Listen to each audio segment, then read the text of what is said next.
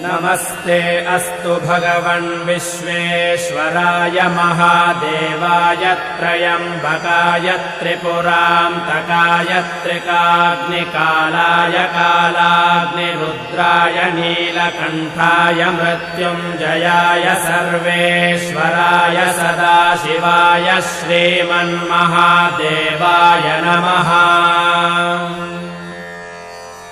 नमो हिरण्यबाहवे सेनान्ये दिशां च पतये नमो नमो वृक्षेभ्यो हरिकेशेभ्यः पशूनां पतये नमो नमः सस्पिञ्जराय द्विषीमते पथीनां पतये नमो नमो बभ्रुषाय विव्याधिनेन्नानां